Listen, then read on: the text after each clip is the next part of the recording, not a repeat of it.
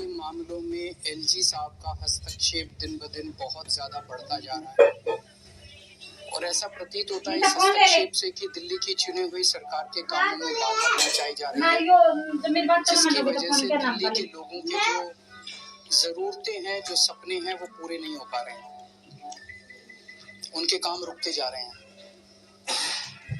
उन्हीं मुद्दों पे चर्चा करने के लिए आज मैं एलजी साहब से मिला था और मेरी मंशा यही थी कि अगर हमारे कानून और संविधान को समझने में कुछ गलतफहमियां हैं या आपसी डिफरेंसेस हैं समझ में, तो उसको सॉर्ट आउट किया जा सके, हम लोग एक ही पेज पे आ सकें।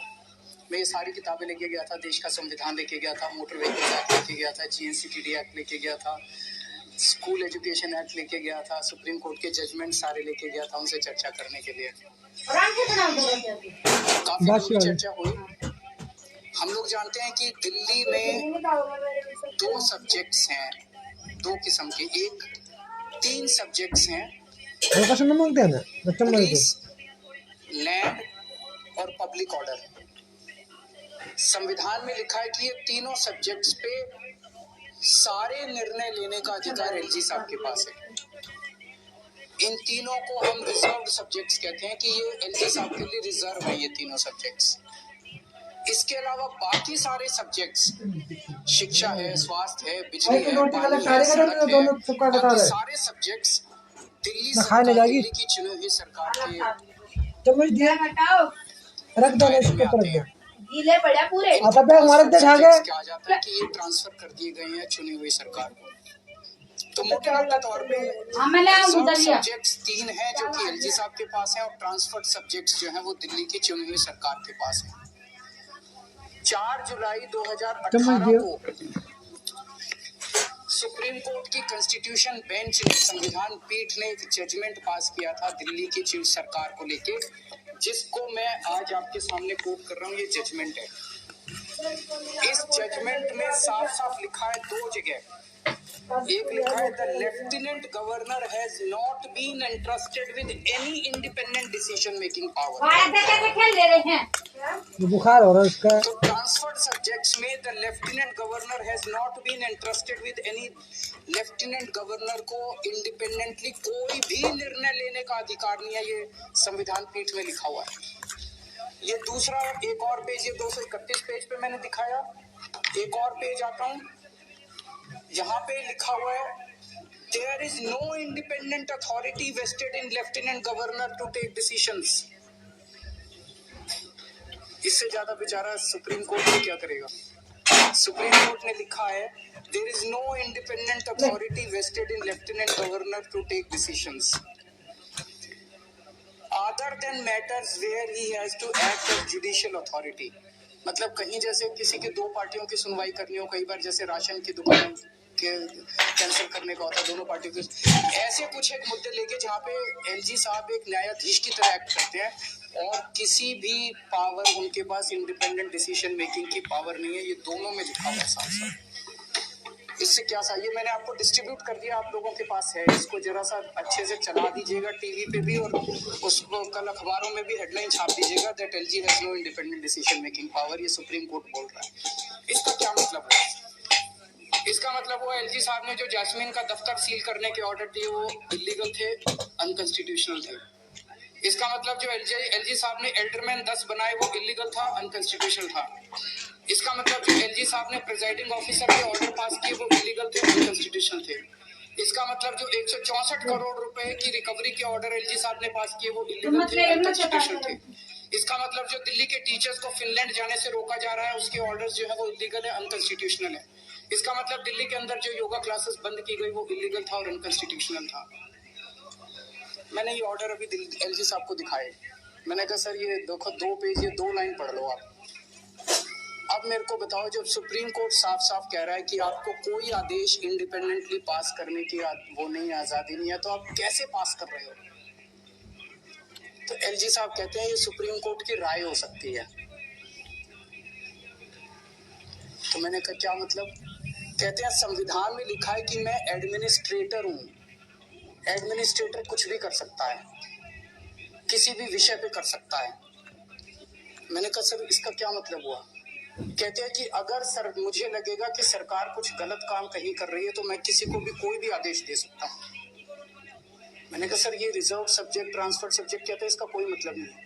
मैं एडमिनिस्ट्रेटर हूँ।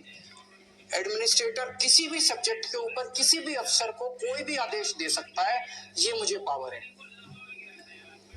तो मैंने कहा सर कल को मान लीजिए प्रेसिडेंट ऑफ इंडिया कहती है कि मैं मोदी जी के काम से खुश नहीं हूँ और वो गलत काम कर रहे हैं, तो वो आदेश दे सकती है? कहते नहीं, वो अलग है। दिल्ली के केस में मैं एडमिनिस्ट्रेटर हूँ और मैं सुप्रीम हूँ और मेरे को सारी पावर्स हैं और ये सुप्रीम कोर्ट की राय हो सकती है, इसको मैं नहीं मानता।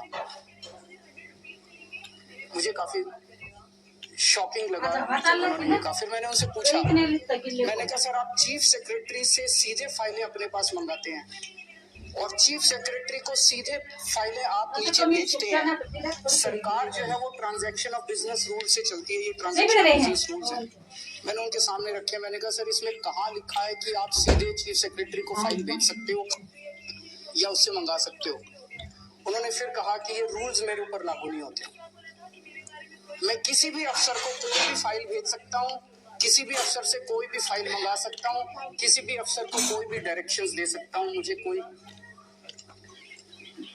तो मैंने फिर उन्होंने कहा, मैंने उनसे पूछा कि ये जो एल्डरमैन का आपने ऑर्डर किया ये आपने कौन से कानून में किया? तो उन्होंने कहा कि उसमें लिखा हुआ है एमसीडी एक्ट में कि एडमिनिस्ट्रेटर शैल अपॉइंट एल्डरमैन। तो चूंकि एडमिनिस्ट्रेटर लिखा है तो मेरी पावर है। तो मैंने कहा सर आज मैंने पूरी रिसर्च की है, दिल्ली का एक भी कानून ऐसा नहीं है जिसमें एडमिनिस्ट्रेटर ना लिखा हो। एजुकेशन एक्ट में एडमिनिस्ट्रेटर लिखा है, डीएमसी एक्ट में एडमिनिस्ट्रेटर लिखा है, पानी के एक्ट में एडमिनिस्ट्रेटर लिखा है, बिजली के एक्ट में एडमिनिस्ट्रेटर लिखा है, हेल्थ के एक्ट में एडमिनिस्ट्रेटर, हर जगह एडमिनिस्ट्रेटर लिखा है। क्योंकि दिल्ली तो राज्य 92 में बनी थी, उसके पहले तो एडमिनिस्ट्रेटर ही होता था दिल्ली के अंदर, तो सारे कानून तो उसके पहले के चले हुए हैं। उसके बाद तो कोई नया कानून बना नहीं है। बिजली में भी, पानी में भी, सड़क में भी, सब में एडमिनिस्ट्रेटर लिखा है। तो कहते हैं सारे फिर मैं करूंगा। तो मैंने कहा फिर सर मैं क्या करूंगा? तो कहते वो आप जानो। तो चुनी हुई सरकार क्या करेगी? मैंने कहा सर फिर तो ये जो संविधान की पीठ का ऑर्डर है, ट्रांसफर्ड सब्जेक्ट है, रिजर्व सब्जेक्ट है, इसका कोई मतलब ही नहीं बचा। फिर तो सारे काम एडमिनिस्ट्रेटर करेगा।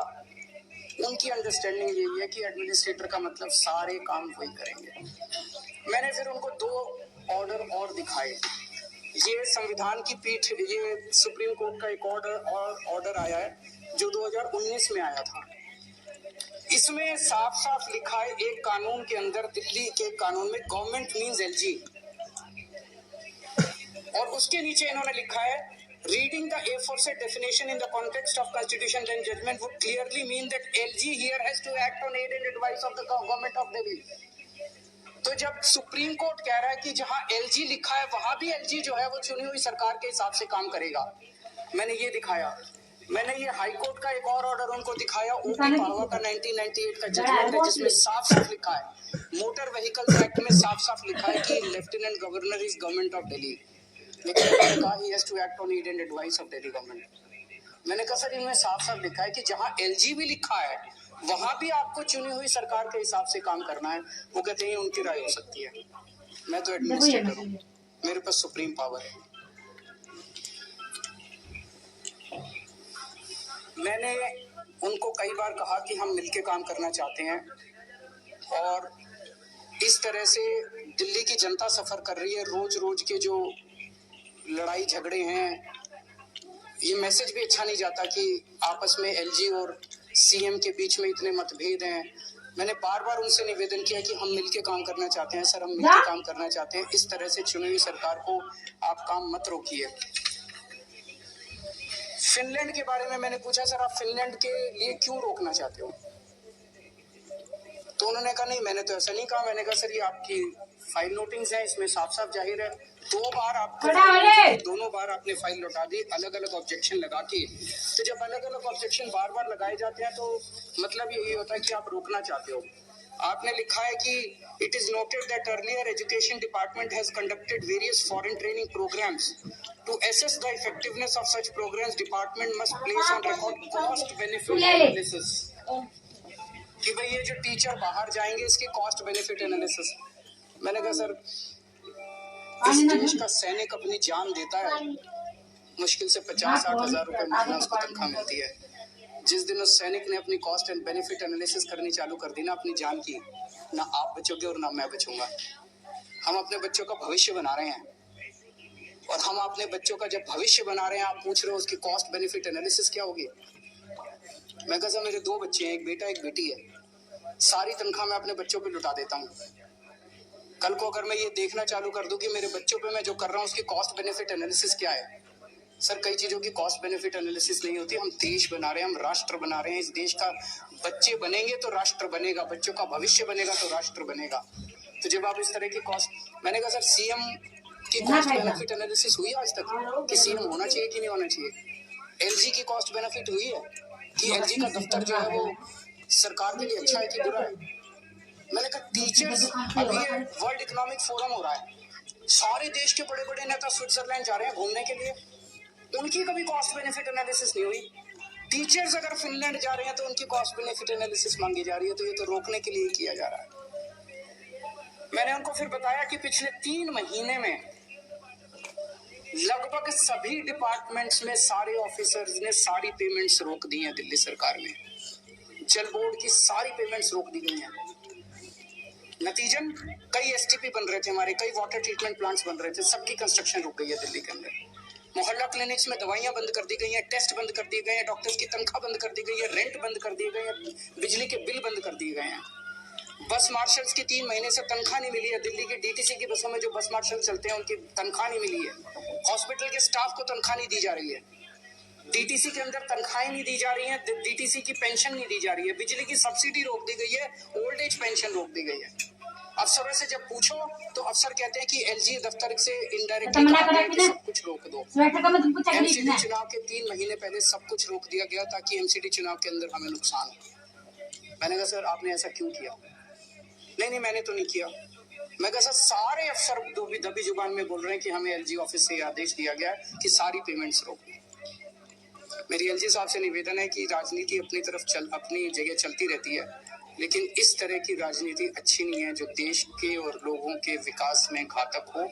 और मैं फिर से उनसे हाथ जोड़ के निवेदन करूंगा कि एक तो अच्छा कॉन्स्टिट्यूशनल सलाहकार अपने साथ रख ले जो कि उनको एडवाइस करे कि सुप्रीम कोर्ट के ऑर्डर्स बाइंडिंग होते हैं। सुप्रीम कोर्ट के ऑर्डर्स जो है वो सलाह नहीं होती है। सुप्रीम कोर्ट जो कहता है, अगर सुप्रीम कोर्ट ने कहा है कि उनको इंडिपेंडेंट डिसीजन मेकिंग की पावर नहीं है तो नहीं है। सुप्रीम कोर्ट के ऑर्डर्स को सम्मान करें, संविधान का सम्मान करें, जनतंत्र का सम्मान करें।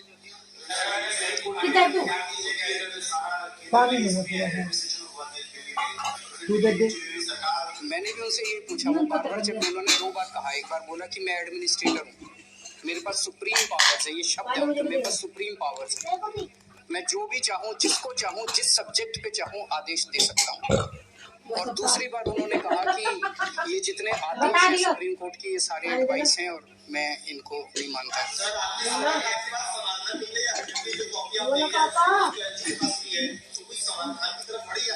मैं समझता हूँ कि समझना चाहिए कि इस तरह से मैंने उनसे काफी निवेदन किया, हाथ जोड़ के निवेदन किया कि हमें मिलके काम करना चाहिए, हमें एक दूसरे के काम में अड़चन नहीं अड़ाने चाहिए।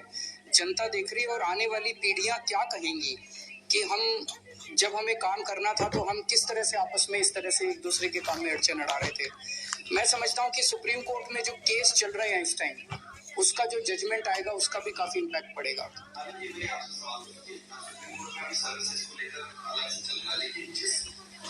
आदेश का आप हवाला दे रहे हैं वो तो ऑलरेडी है आपके पास, जिसको 2018 में दिया था।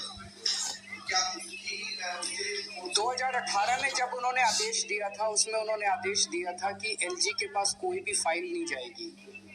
3 साल तक सरकार बहुत अच्छी चली थी, आपने देखा होगा 2018 से 2021 तक कोई अड़चन नहीं आई थी, एलजी के पास फाइलें जाना बंद। 2021 में इन्होंने सुप्रीम कोर्ट के जजमेंट को पलटने के लिए जीएनसीटीडी अमेंडमेंट एक्ट लेके आए थे, जिसके तहत सारी फाइलें फिर से एलजी साहब के पास जानी चालू हो गई। उस एक्ट को भी हमने चैलेंज किया हुआ है। मैं समझता हूं कि सर्विसेज के केस के बाद सुप्रीम कोर्ट उसको भी उठाएगा। सर, इसके पीछे आपको मंशा क्या लगती है? क्या कानून की समझ ना होना मंशा हो सकती है या पीछे से उनको ऐसा कहा जा रहा है? आपका आपको क्या लग रहा है कि अगर एमसीडी चुनाव के 3 महीने पहले दिल्ली के सारे मोहल्ला क्लिनिक की पेमेंट्स रोक दी जाए, जल बोर्ड की पेमेंट्स रोक दी जाए, सारे स्टाफ की तनख्वाह रोक दी जाए, तो मंशा तो राजनीतिक नजर आ रही है, पॉलिटिकल नजर आ रही है कि दिल्ली के कामों को रोका जाए।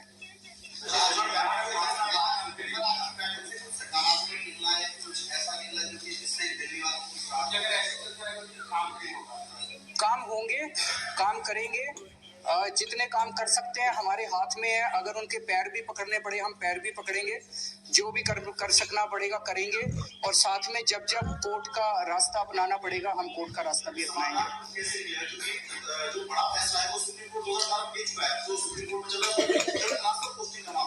और दूसरा वाला भी है कि एलजी साहब के पास फाइलें जानी चाहिए कि नहीं जानी चाहिए, वो वाला भी मामला भी है। इन दोनों पे जजमेंट्स आएंगे तो मैं समझता हूँ कि समाधान निकलेगा। अब हम लोगों ने आवाज उठाई तो अब मिलनी चालू हुई है, आवाज उठाएंगे तो सड़क पे भी आएंगे, ऑफिस में भी काम करेंगे, एलजी साहब के पास भी जाएंगे, जो जो करने की जरूरत होगी करेंगे, काम करवाएंगे जनता के। लेकिन स्पीड रुक जाती है कामों की, अड़चने आती है। जैसे 3 महीने से अगर जल बोर्ड के फंड्स नहीं मिले तो कई सारे वाटर ट्रीटमेंट प्लांट्स की जो टाइम थे वो डिले हो गया। सीवेज ट्रीटमेंट प्लांट्स जो बन रहे थे, पानी की पाइपलाइन डल रही थी, वो डिले हो गया। काम डिले हो जाते हैं। काम तो करवाएंगे, सारे काम करवाएंगे, कोई काम रुकने नहीं देंगे, लेकिन डिले हो जाता है जिसकी वजह से काम में देरी हो जाती है। Thank you.